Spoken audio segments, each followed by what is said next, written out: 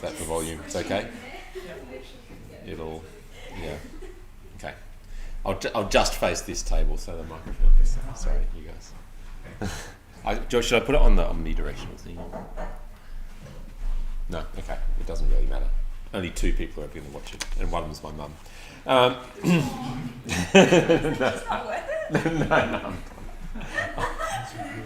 Don't take me literally all the time. Okay. Well, here we are. Why Jesus? Talk number 1. Let me say a little bit, introduce myself a little bit first. My name's Martin. I'm married to Jen. We have 4 kids who range in ages from 8 down to 2. So home life is pretty crazy, but great, wonderful as well. I grew up in Sydney, and when I left school, I went to uni in Sydney, Macquarie University, studied science there. And then after that, or at the tail end of that, I joined the police service, or it was the police service then. Now I think it's the police force again. So I was a policeman for a little while, and then I trained for Christian ministry. I went to a Bible college, did some training to teach the Bible. And I spent the better part of the last 16 years here in Newcastle, working with university students, teaching the Bible, talking about Jesus. That's me. So I work with Newcastle Christian students, which is the group that's putting this on.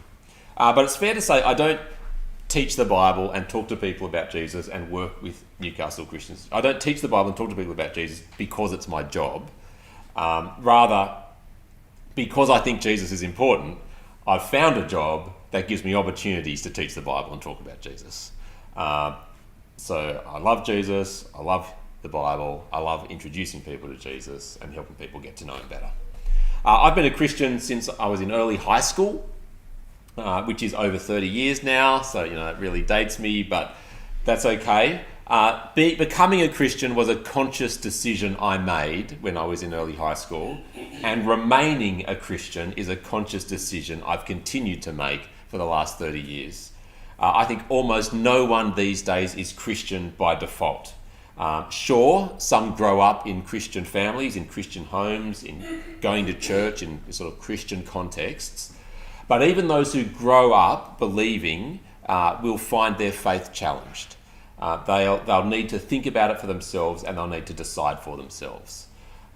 You'd have to be incredibly sheltered these days to be an unthinking Christian. For most of us, it's just not an option. We find our belief in Jesus, in God, challenged, and so we need to think about it. So if becoming a Christian and remaining a Christian requires a conscious decision, why would anyone choose to follow Jesus in the 21st century? That's really the theme of this whole series. Why would anyone choose to follow Jesus in the 21st century? The whole concept itself, following Jesus, can feel strange and seem foreign. Actually, why would anyone choose to shape their life around a man who lived over 2,000 years ago? The teaching, the example, the deeds of a man who lived 2,000 years ago. A man who wrote no books. A man who we only know through his contemporaries and the records they've left about him. And what we can discern of the impact that he made, that he had on them. To follow anyone seems a bit strange to us today. There's something in us that resists the idea of following someone else. Although we can understand following someone who's alive today, like a coach or a mentor or a counsellor, a self-help guru, a Jordan Peterson or something like that. But to follow a historical figure, that seems even stranger.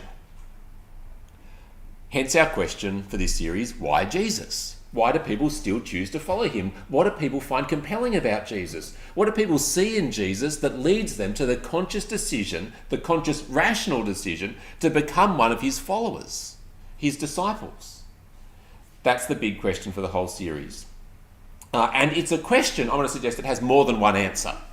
There are multiple answers you can give to that question, why follow Jesus?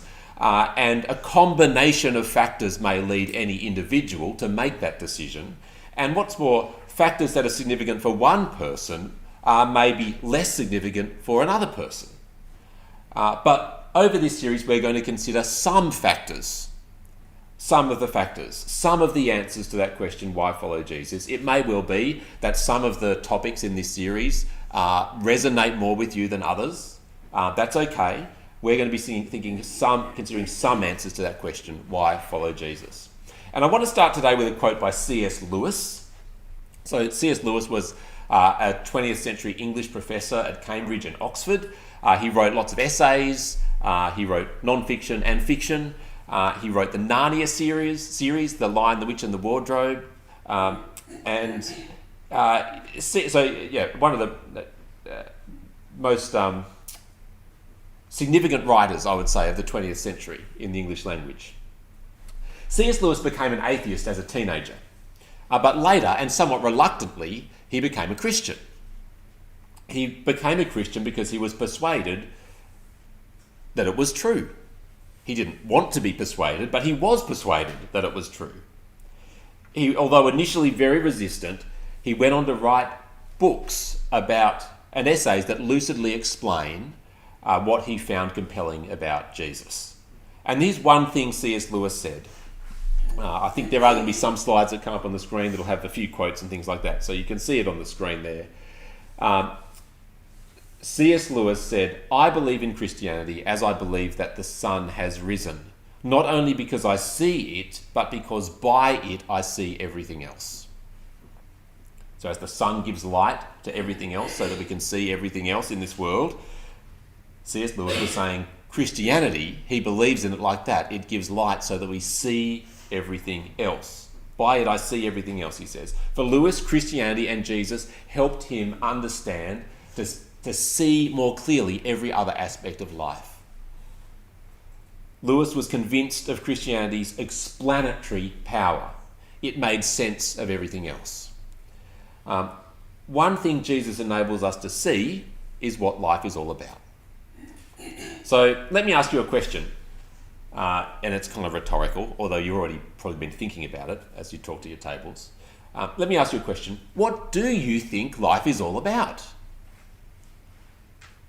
Think about that. Actually reflect on that question. What do you think life is all about? The ancient Greek philosopher Socrates is supposed to have said, the unexamined life is not worth living. The unexamined life is not worth living. We as human beings have the capacity to think about our lives. We have minds. We can think about our lives. And you put thought into lots of different aspects of your life. Maybe you spend 15 minutes deciding what movie you're going to watch. Or maybe you spend half an hour working out what pair of jeans to buy. You'd spend longer on bigger decisions. What course to study at uni. Whether to ask that friend out on a date. But what about life as a whole package? We put thought into these individual aspects of life. What about life as a whole package? Do you have a considered position on what life is about, or are you just living day by day? Most human cultures will have an implied answer to the question what life is all about. That is, if you just go with the flow of your culture, even though you may never have thought about the meaning of life yourself, if you go with the flow of your culture, the lifestyle you adopt is expressing unconscious assent to whatever your culture's implied meaning of life is. So the implied answer to that question that your culture has, if you just go along with your culture, even if you don't think about yourself, you're assenting to that meaning. You're concurring with it. So what understanding of the meaning of life is implicit in our society's culture? And by that I mean 21st century Australian or Western secular culture. What understanding of the meaning of life is implicit in our culture? Well, I want to suggest that the understanding of the meaning of life that's implicit in our culture is polyhedonism. Polyhedonism. You've got that word on your outlines. And yes, it is a word I made up. But I think it captures an idea, right? What's life all about? The implied answer of our society is that life is about the pursuit of individual happiness, pleasure, and personal fulfillment. That's hedonism. But what about polyhedonism? Well, let me give you an analogy. Let me compare polyhedonism to the polytheism of the ancient world. So in the ancient world, like the Greco-Roman world, the world that Christianity arose in, the Greco-Roman world was polytheistic. There were many gods. But that didn't mean, if you're living in the Greco-Roman world in Greece or Rome or in their sphere of influence, that didn't mean that you had to be equally devoted to every god. You could express your polytheistic faith by picking and choosing the god or gods that you wanted to worship. See, all over the Greco-Roman world, there were temples and there were clubs and there were associations and there were festivals devoted to particular gods. And none of it was exclusive.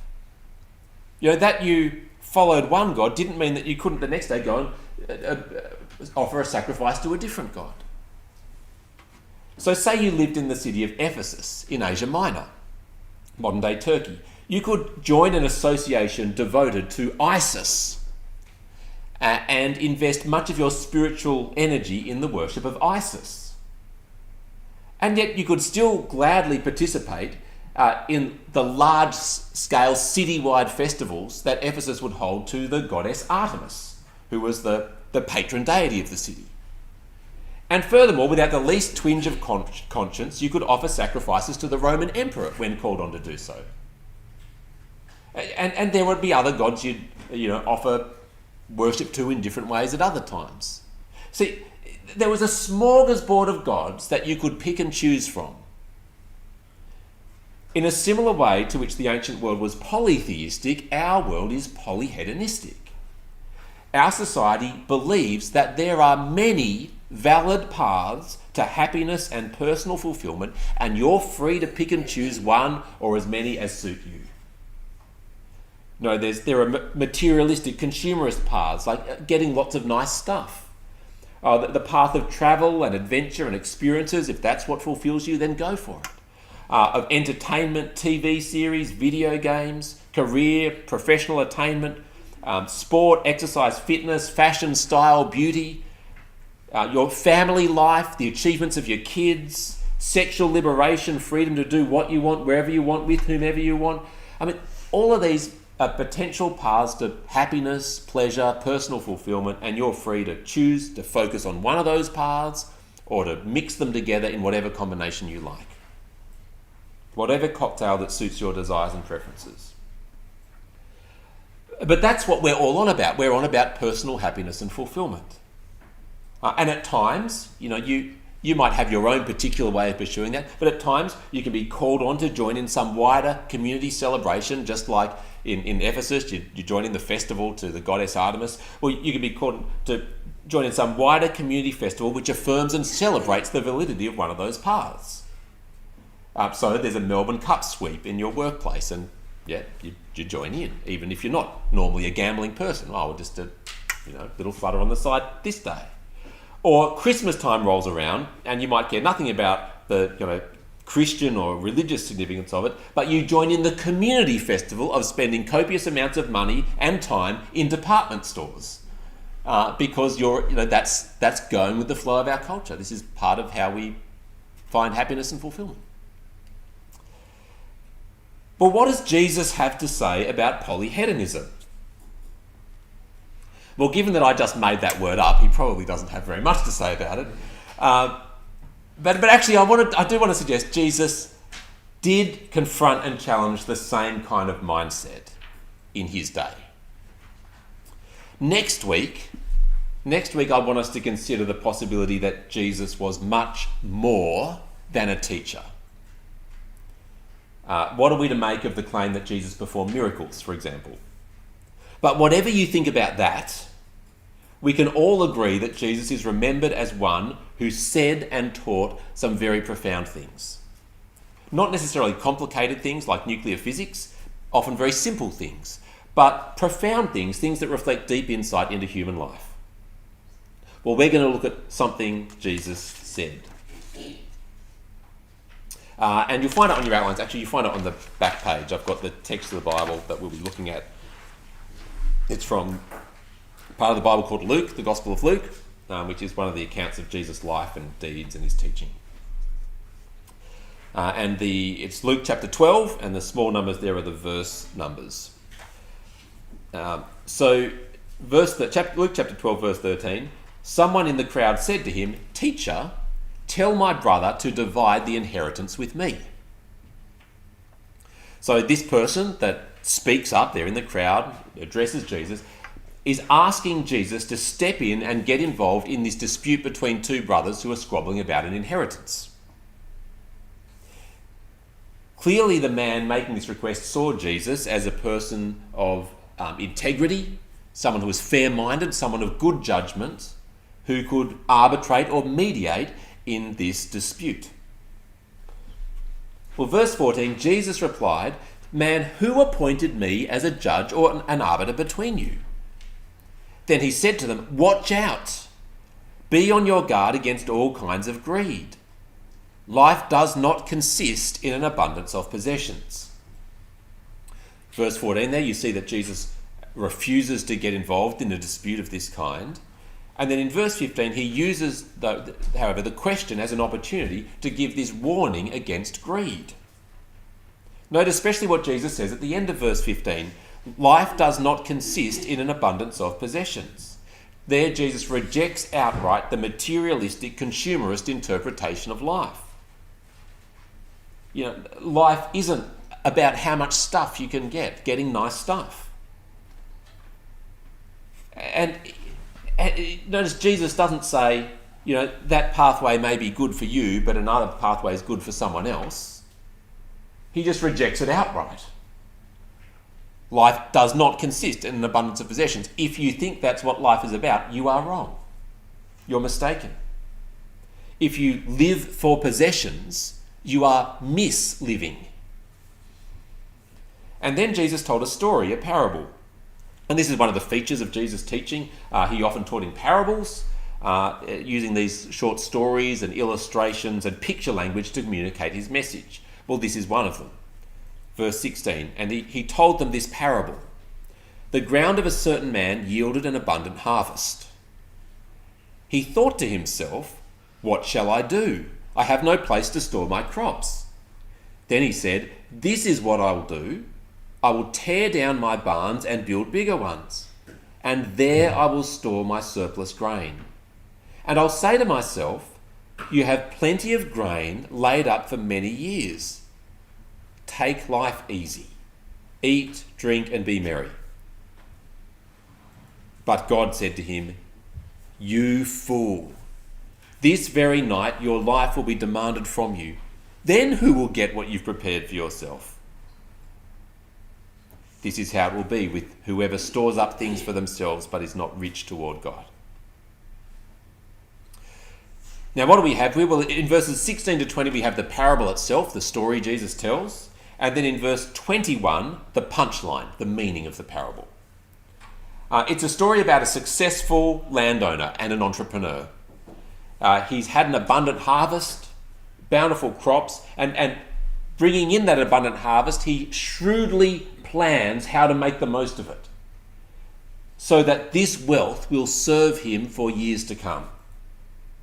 Now notice for this man, wealth itself doesn't equal happiness. Wealth itself isn't the end. Wealth is rather the means to happiness. That's why he doesn't go on accumulating endlessly. He judges that with this recent windfall, he has enough to put his feet up, take life easy, eat, drink, and be merry. So he's living for money, but money as a means to the end, to ease and comfort and a life of pleasure. That's the hedonistic dream. Take life easy, eat, drink, and be merry. But in God's eyes, such a man, verse 20, is a fool. God said to him, "You fool." He'd planned ahead, but he still hadn't planned far enough ahead. This very night your life will be demanded from you. He'd prepared everything for a life of ease, but he hadn't prepared himself for the day of his death. And then Jesus says in verse 21, anyone who lives like the landowner in the parable is also a fool. trying to save their life, they'll actually lose it. Storing up treasures for themselves, but a pauper towards God. Do you see what Jesus is saying? He's saying that more important than being wealthy, and more important than having a pleasant life, a life of ease, and more important than being happy in those terms is to have a rich relationship with God. To be rich toward God, to have a rich relationship with God. Life isn't about an abundance of possessions, Jesus says. Life is about being rich toward God. Now, lots of people have discovered that the kinds of things that we think will give us a full life actually don't. They fail us and let us down in the end. I remember as a teenager watching an interview with Rene Rivkin. Now, none of you would know who Rene Rivkin is, and that's okay, you don't need to, but I'll tell you who he is. Rene Rivkin was an Australian entrepreneur and stockbroker. He lived in Sydney. In the 1980s and the 1990s, he was incredibly successful. He was famous, he was often in the media, he had his own, he was wealthy, he had his own publication, the Rivkin Report, where he'd give advice about what shares people should buy and so on. And so this influential, successful, famous stockbroker, entrepreneur, he was interviewed. And in the interview, he was asked, one of the questions was what his goal in life was. You know, what's your goal in life? And I remembered clearly how he answered that. He said his goal in life was to maximise pleasure and minimise pain. To maximise pleasure and minimise pain. He was living the hedonistic dream. He had all the things that we think could give pleasure. Money, success, fame, beautiful houses, wife, children. But actually, even though that's what he was living for, and even though he had all of that, it wasn't enough. And so he was never actually satisfied, and so he started pushing the boundaries to get more and more. Eventually he was convicted of insider trading, which is using information you've gained from being inside an organisation to then make deals on the stock market, which is illegal. So he was convicted of insider trading, and in the end of his life ended up dividing his time between periodic detention, prison, and a psychiatric hospital. And finally ended up taking his own life while living in the home of his elderly mother. You know, he lived to maximise pleasure and minimise pain, but that whole philosophy of life betrayed him. Another example is Mel Gibson. You know Mel Gibson, the Australian actor of Mad Max, of Lethal Weapon, of Braveheart. He won Academy Awards for Best Director and Best Picture. In 2004, you may be aware, Mel Gibson directed a film about Jesus, The Passion of the Christ. And in an interview about why he did it, this is what he said. You know, why did Mel Gibson want to make this film about Jesus? This is what he said. He said, let's face it, I've been to the pinnacle of what secular utopia has to offer. It's just this kind of everything. I've got money, fame, this, that, and the other. And when I was younger, I got my proboscis out and I dipped it into the font and sucked it up. It didn't matter. There wasn't enough. It wasn't good enough. It's not good enough. It leaves you empty. The more you eat, the emptier you get. Now, when we see the polyhedonistic enterprise fail, we need to ask ourselves why. If Rene Rivkin and Mel Gibson and countless others like them didn't find what we're all looking for, then surely you've got to wonder whether we're looking in the wrong place. Jesus says that's exactly what's going on. What matters most is that we're rich towards God. What matters most is our relationship with God. But I do want you to understand that what Jesus is saying here is not what he's sometimes and commonly misunderstood to be saying.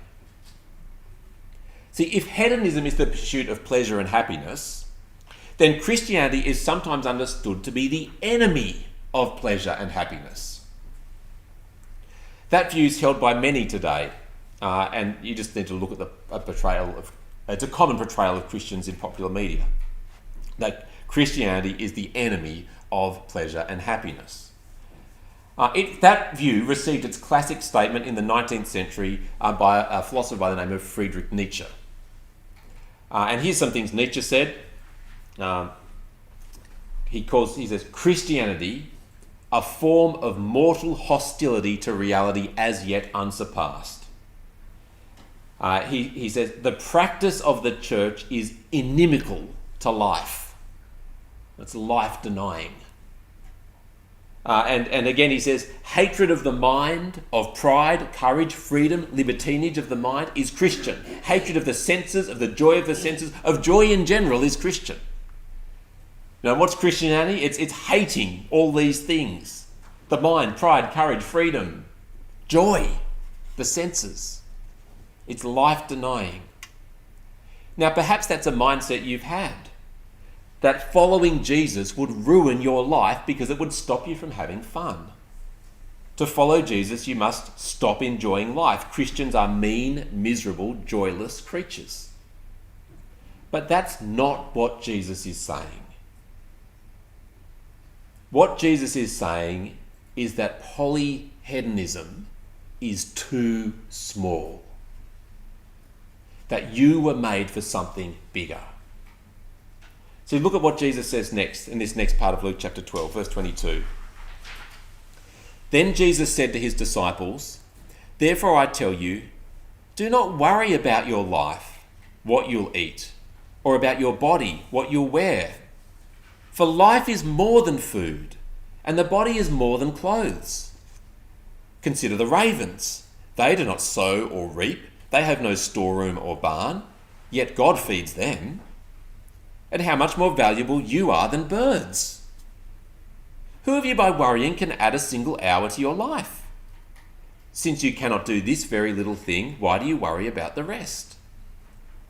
Consider how the wild flowers grow. They do not labour or spin, yet I tell you, not even Solomon, in all his splendour, was dressed like one of these. And if that is how God clothes the grass of the field, which is here today and tomorrow is thrown into the fire, how much more will he clothe you, you of little faith? And do not set your heart on what you will eat or drink. Do not worry about it. For the pagan world runs after all such things, and your Father knows that you need them. But seek his kingdom, and these things will be given to you as well. Do not be afraid, little flock, for your Father has been pleased to give you the kingdom. Sell your possessions and give to the poor. Provide purses for yourselves that will not wear out, a treasure in heaven that will never fail, where no thief comes near and no moth destroys. For where your treasure is, there your heart will be also. Now, there are all kinds of things that polyhedonists pursue because they think these things will give them life, because they think these things will make them happy. Jesus mentions just a few here. He talks about what we eat and what we drink and what we wear, our food and our clothing. And I think Jesus deliberately mentions these things because food and clothing can be both necessities and luxuries. Just think fine gourmet food, expensive designer label clothes. So no matter who you are, you understand Jesus' words here.